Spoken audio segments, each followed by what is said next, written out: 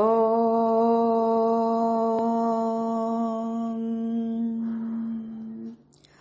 స్థాపకాయ చ ధర్మస్య సర్వధర్మస్వరూపిణే అవతారవరిష్ఠాయ రామకృష్ణాయ తే నమః.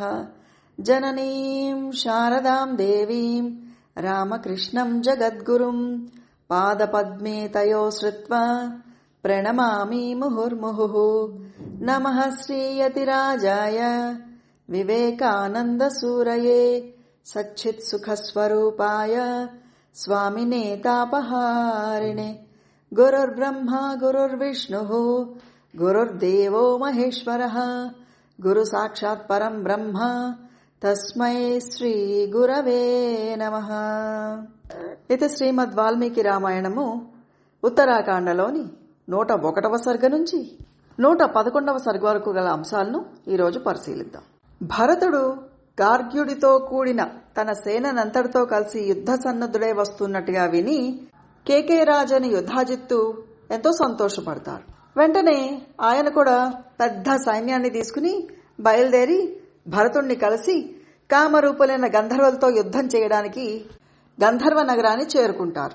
భరతుడు తమతో యుద్ధం చేయడానికి వచ్చాడని తెలుసుకుని గంధర్వులు కూడా సమర సన్నద్ధులవి ఒక చోటకి చేరుకుంటారు.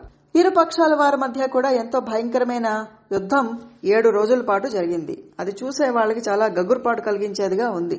కానీ విజయము ఎవరి పక్షం వారికి కూడా లభించలేదు.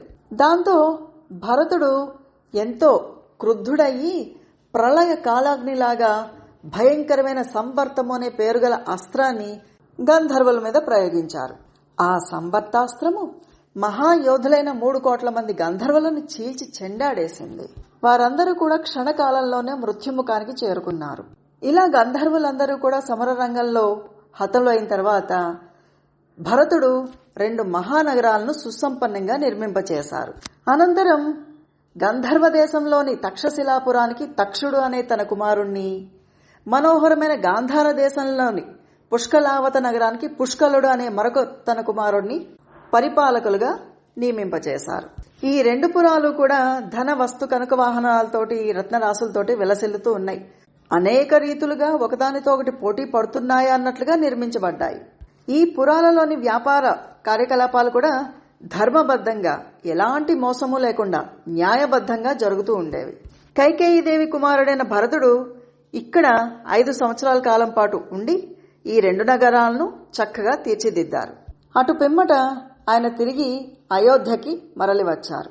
అనంతరం ఆయన శ్రీరాముల వారితో గంధర్వ యోధులను హతమార్చిన తీరు, ఆ దేశాన్ని పునర్నిర్మించిన విధానము అంతా కూడా శ్రీరాముల వారికి నివేదించేసరికి భరతుడు చెప్పిన ఈ శుభవార్తలను విని శ్రీరాముడు, లక్ష్మణుడు, శత్రుఘ్నుడు అందరూ కూడా చాలా సంతోషపడతారు. ఇంతలో రాముల వారు వారందరికీ కూడా ఆశ్చర్యాన్ని కలిగిస్తూ లక్ష్మణుడితోటి, సౌమిత్రి, నీ కుమారులైన అంగదుడు, చంద్రకేతు ఎంతో ధర్మజ్ఞులు, చక్కని బలపరాక్రమం కలవారు, రాజ్యపాలనకు ఎంతైనా అర్హులైన వారు కాబట్టి వారికి కూడా తగిన దేశాలను సూచించు, వాళ్ళిద్దరినీ కూడా పట్టాభిషిక్తుల్ని చేసేద్దాము. అయితే ఒక దేశాన్ని చేపట్టిన తర్వాత ఇతర రాజులెవ్వరికీ కూడా ఏమాత్రమూ ఉద్వేగం కలగకుండా చూడాల్సి ఉంటుంది. అలాగే ఏ ఆశ్రమాలకు కూడా నష్టాలు వాటిల్లడానికి వీల్లేదు. ఏ ప్రాణి దృష్టిలోనూ కూడా మనం అపరాధులం కాకూడదు. అలాంటి దేశాన్ని చూడు అంటూ చెప్పేసరికి రాముల వారి మాటలు విన్న భరతుడు వెంటనే, అన్నా, ఈ కారుపద దేశం ఎంతో రమణీయమైనది. అంగదుడి కోసం అక్కడ నగరాన్ని నిర్మింపచేద్దాము. అలాగే చంద్రకేతు కోసము చంద్రకాంతపురాన్ని ఏర్పాటు చేద్దాము అంటూ పలికేసరికి వెంటనే ఆ మాటలు విన్న రాముల వారు అంగీకరిస్తారు. రాముల వారి ఆదేశం ప్రకారం అంగదుడికి, చంద్రకేతుకి చక్కటి నగరాలు నిర్మింపచేయబడతాయి. అంగదుడు, చంద్రకేతుడు కూడా ఆయా నగరాలకి పట్టాభిషిక్తులు చేయబడతారు.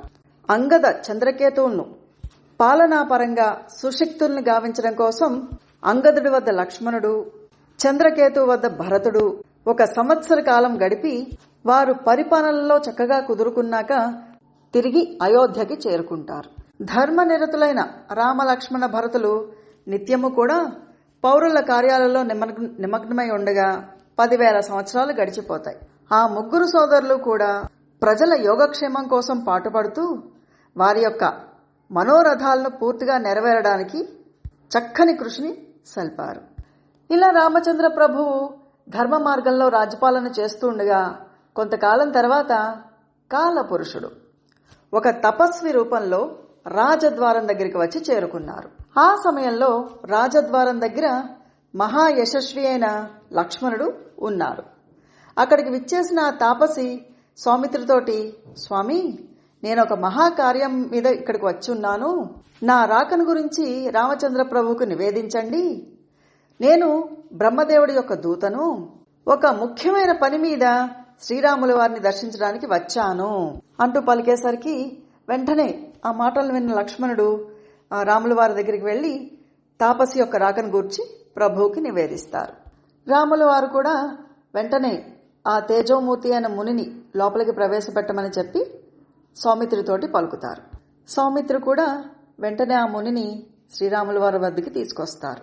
శ్రీరాముల వారు ఆ మున్ని అర్ఘ్యపాద్యాలతో పూజించి ఒక బంగారు ఆసనం మీద కూర్చుండబెట్టి ప్రశాంతంగా కుశల ప్రశ్నలు గావిస్తారు. అనంతరం శ్రీరాముల వారు ఆయనతోటి, మహాముని, మీకు స్వాగతము.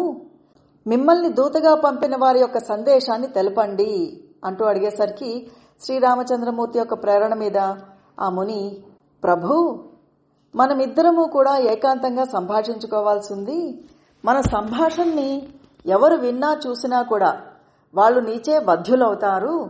ఆ మునీశ్వరుడి యొక్క సందేశం నువ్వు తెలుసుకోదలుచుకుంటే అలాగే జరుగుతుంది అంటూ చెప్పేసరికి వెంటనే రాముల వారు అలాగే అని చెప్పి ప్రతిజ్ఞ చేసి లక్ష్మణుడితోటి ద్వారం దగ్గరున్న ప్రతిహారిని అక్కడి నుంచి పంపించేసి నువ్వు నిలబడు అంటూ చెప్తారు. ఇంకా లక్ష్మణుడితోటి, సౌమిత్రి, ఈ ఋషికి నాకు మధ్య ఏకాంత సంభాషణ జరుగుతుంది.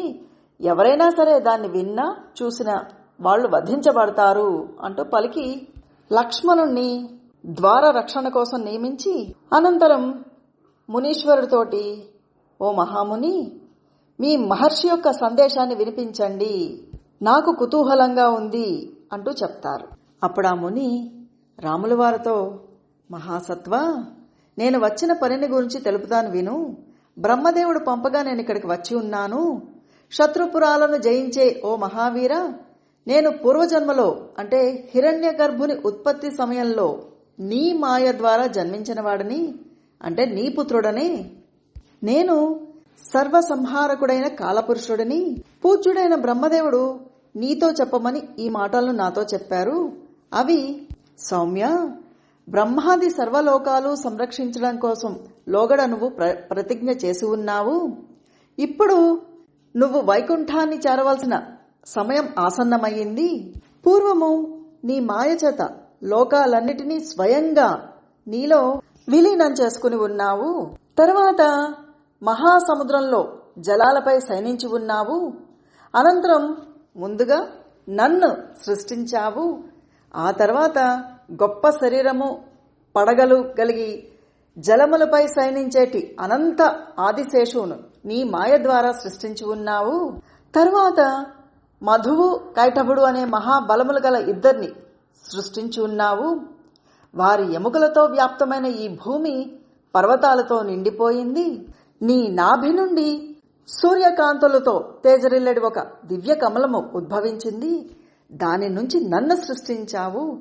తరువాత ప్రజలను సృష్టించే కార్యాన్ని నాకు అప్పగించావు.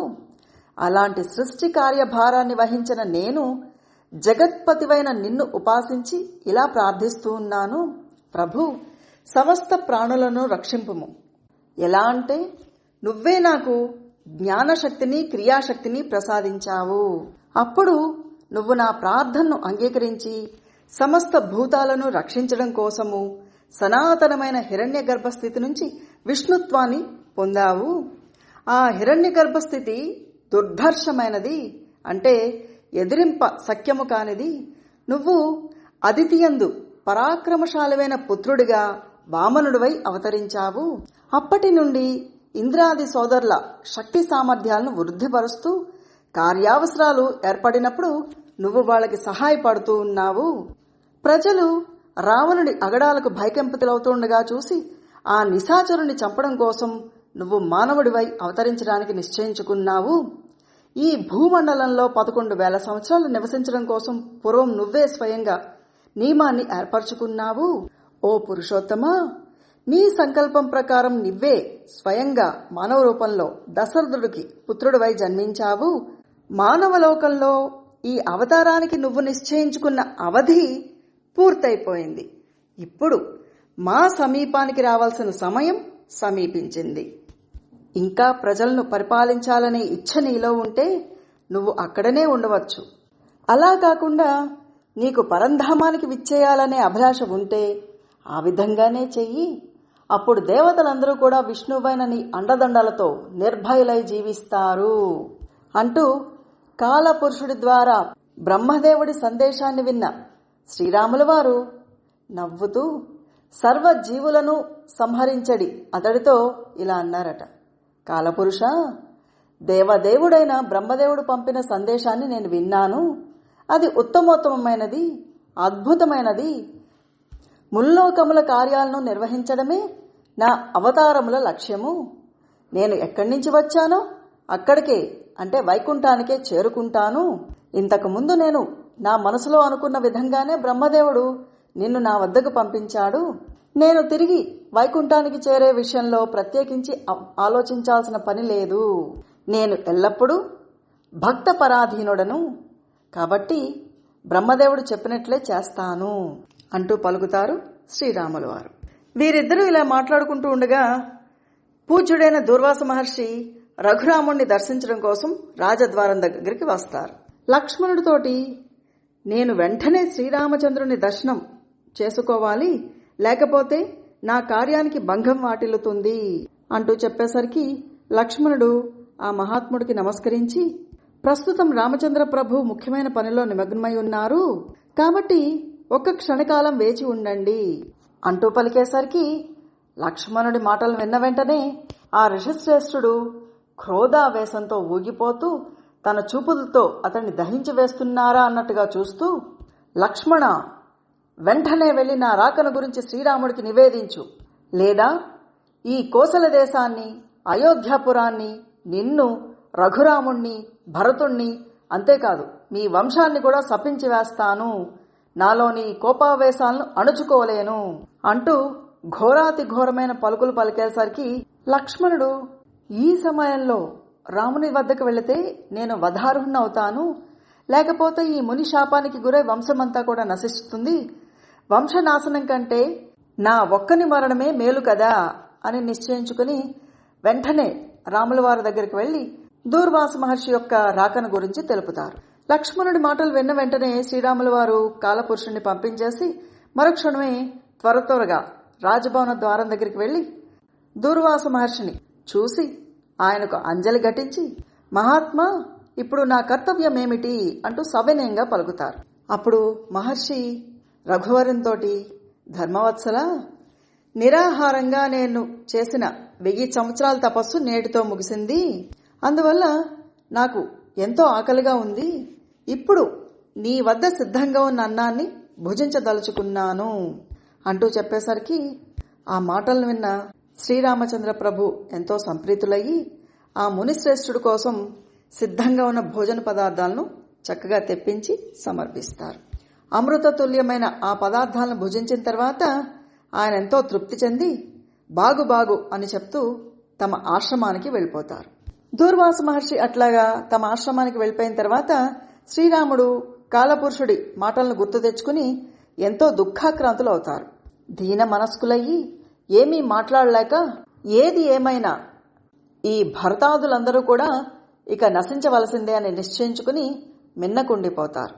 శ్రీరాముల వారు తనను పరిత్యజిస్తారు అనే విషయాన్ని సుమంత్రుడి ద్వారా ఇంతకు ముందే విని ఉన్నందువల్ల లక్ష్మణుడు ఎలాంటి విషాదానికి లోను కాకుండా ఆ ప్రభువుతో సవినయంగా, మహాబాహు, పూర్వజన్మలో చేసుకున్న కర్మల ఫలితంగా విధి నిర్ణయాలు ఇలాగే ఉంటాయి కాబట్టి నిస్సంకోచంగా నన్ను వధించు, నీ ప్రతిజ్ఞను పరిపాలించు, అలా చేసినప్పుడే ధర్మము వృద్ధి చెందుతుంది అంటూ ఎంతో వినయంగా పలికేసరికి శ్రీరాముల వారు ఆ మాటలను విని ఎంతో చలించిపోతారు. తరువాత ఆ ప్రభువు మంత్రులను పురోహితులను రప్పించి వారికి తాను తాపసికిచ్చిన మాటను, దూర్వాస మహాముని ఆగమనము, జరిగిన వృత్తాంతాన్నంతా కూడా తెలుపుతారు. అది విన్న వారందరూ కూడా మౌనం వహిస్తారు. అప్పుడు తేజస్వి అయిన వశిష్ఠ మహర్షి రాముల వారితో, మహాయశస్వి, ఆశ్చర్యాన్ని కొల్పే నీ అవతార పరిసమాప్తి గురించి, లక్ష్మణుడి ఎడబాటు గురించి నేను దివ్య దృష్టితో ముందుగానే గ్రహించాను. కాబట్టి ఈ లక్ష్మణ స్వామిని త్యజించు. విధి బలీనమైనది, ప్రతిజ్ఞను వమ్ము చెయ్యరాదు. అలా చేస్తే ధర్మం కూడా నశిస్తుంది. ధర్మానికి హాని వాటిల్లితే దేవతలు, ఋషులు, అంతేకాదు ముల్లోకాల్లోని చరాచర ప్రాణులన్నీ కూడా నశించడం తథ్యము. ఇందులో సందేహం లేదు. కాబట్టి నరోత్తమ, ముల్లోకాలను సురక్షితంగా ఉంచడం కోసం లక్ష్మణుణ్ణి త్యజించు.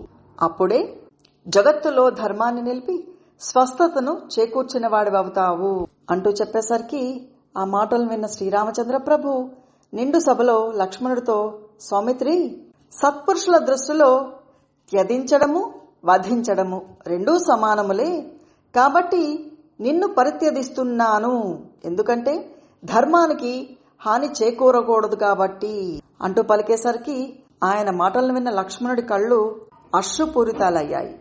అతను ఎంతో వ్యాకులపాటుకు లోనయ్యారు. స్వగృహాల్లో కూడా ప్రవేశించకుండా అక్కడి నుంచి వెళ్లిపోయి సరియూ నదిని చేరి అక్కడ ఆచమించి అంజలి ఘటించి ఇంద్రియాలను నిగ్రహించుకొని ప్రాణవాయువులను నిరోధించారు. ఇలా ఉచ్ఛ్వాస నిశ్వాసాలు నిలిపి ఉన్న లక్ష్మణస్వామి మీద ఇంద్రాది దేవతలు, అప్సరసలు, ఋషులు అందరూ కూడా పుష్ప వర్షాన్ని కురిపించారు.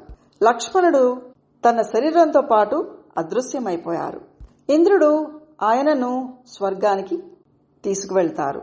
లక్ష్మణుణ్ణి పరిత్యజించిన తర్వాత శ్రీరాముల వారు ఎంతో దుఃఖశోకాలకు లోనయ్యి భరతుణ్ణి పట్టాభిషిక్తుణ్ణి గావించి తాము కూడా లక్ష్మణుని మార్గాన్ని అనుసరించాలని నిర్ణయించుకుంటారు.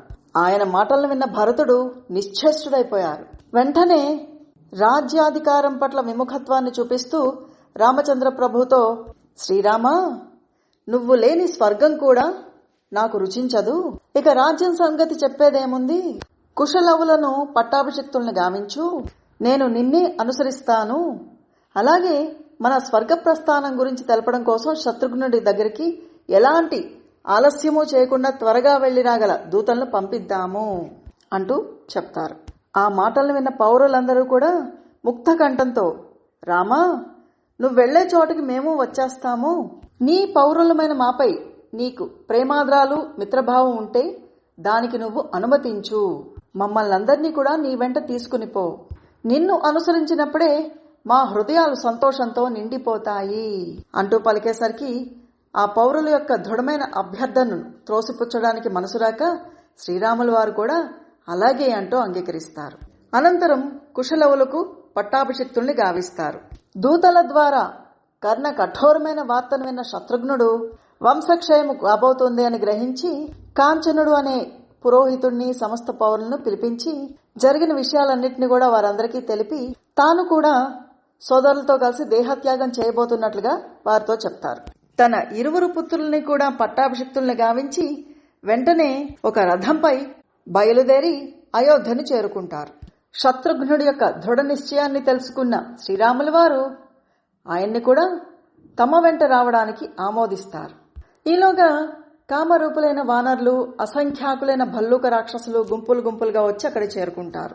వారందరూ కూడా శ్రీరాముల వారికి అభివాదం చేసి ఆయనతో, మహారాజా, నిన్ను అనుసరించడం కోసమే నిశ్చయించుకుని మేము ఇక్కడికి వచ్చాము. నీ వియోగాన్ని మేము ఎంతమాత్రం కూడా భరించలేము. మమ్మల్ని కూడా నీతో రావడానికి అనుమతించు అంటూ ప్రార్థించేసరికి రాముల వారు దరహాసంతో అలాగే అంటూ పలుకుతారు.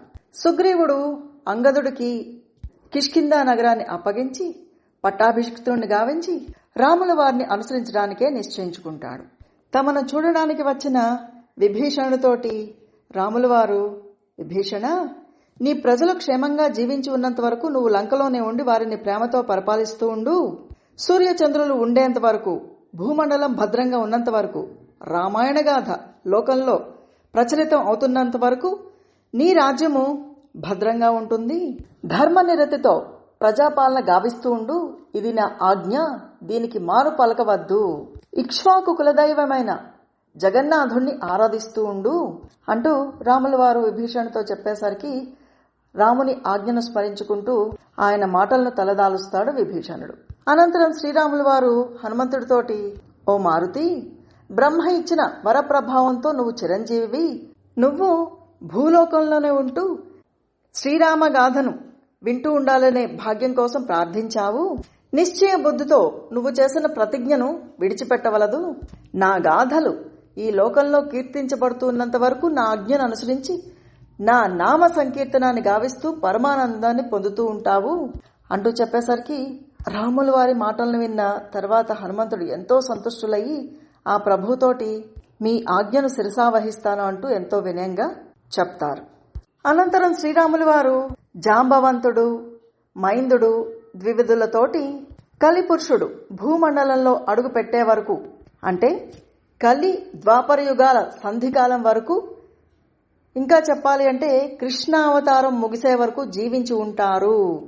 అలాగే హనుమంతుడు, విభీషణుడు ప్రళయ కాలం వరకు కూడా జీవించి ఉంటారు అని వచించి తర్వాత శ్రీరాముల వారు వానర భల్లోక వీరులందరితోటి కూడా మీరందరూ కోరుకున్నట్టే నాతో పాటు పరమపదానికి చేరుకుందురుగాక అంటూ పలుకుతారు. ఆ రాత్రి గడిచిన తర్వాత ప్రాతకాలన్న వశిష్ఠ మహర్షి మహాప్రస్థానానికి సంబంధించిన సకల ధర్మ విధులను కూడా పూర్తిగా విద్యుక్తంగా నిర్వహిస్తారు.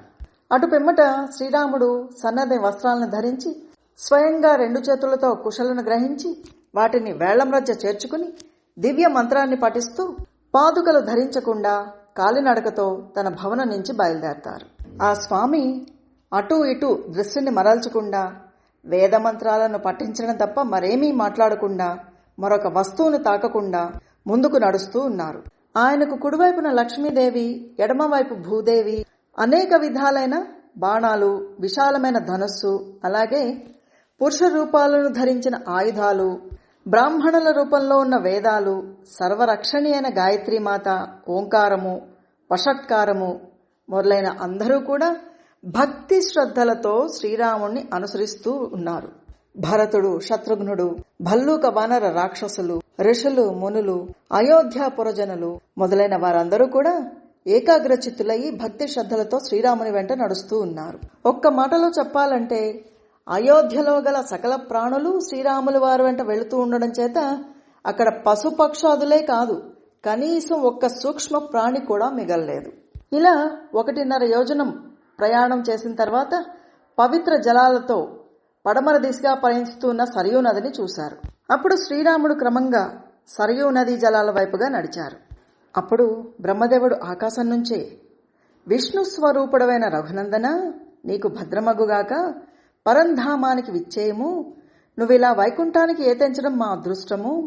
మహాబాహు, దేవతల్లాగా దివ్య తేజస్సంపన్నులైన సోదరులతో కలిసి నీ స్వస్వరూపాన్ని పొందుము, లేదా నీకు ఇష్టమైన రూపాన్ని స్వీకరించుము, లేదా మహాతేజస్వి చతుర్భుజ విష్ణు రూపం గాని, నిత్య సత్యమైన అవ్యక్త బ్రహ్మస్వరూపాన్ని గాని ధరించుము. సకల లోకాలకు నీవే ఆధారము. నీ యోగ మాయాశక్తి విశాలాక్షి అయిన సీతాదేవి తప్ప నీ యథార్థ స్వరూపాన్ని ఎవరూ తెలుసుకొనలేరు. ఎలా అంటే నీ పరబ్రహ్మ స్వరూపము ఊహలకందంది, నాశరహితమైనది. అది ఒక విరాట్ రూపము కనుక ఓ తేజోమూర్తి, నీకు ఇష్టమైన తనువును దాల్చుము అంటూ చెప్పేసరికి శ్రీరాముల వారు తన తమ్ములతో కలిసి సశరీరంగా తేజోవంతమైన విష్ణు రూపాన్ని పొందుతారు. అంతటా విష్ణు రూపంలో ఉన్న శ్రీరామచంద్ర ప్రభు బ్రహ్మదేవుడితో, పితామహ, నీవు ఈ జనులందరికీ బ్రహ్మలోకంలో ప్రవేశార్హతను కలిగించు.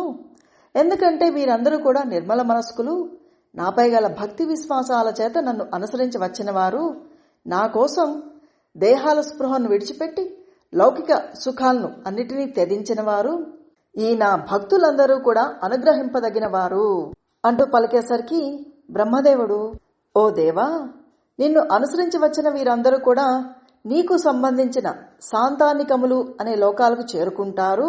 అలాగే దేవతల అంశాలతో పుట్టిన వానరములు, భల్లూకాలు కూడా ఆయా దేవతల్లో లీనమైపోతారు అంటూ పలుకుతూ ఉండగానే గోప్రతారా తీర్థాన్ని చేరుకున్న వారందరూ కూడా నిండు సంతోషంతో ఆనందాశ్రులు రాలుస్తూ సరయూ నదిలోనికి ప్రవేశించారు. ఆ సరయూ నదిలో మునిగిన ప్రతి ప్రాణి కూడా సంతోషంతో మానవదేహాన్ని విడిచిపెట్టి దివ్య విమానాన్ని అధిరోహించారు.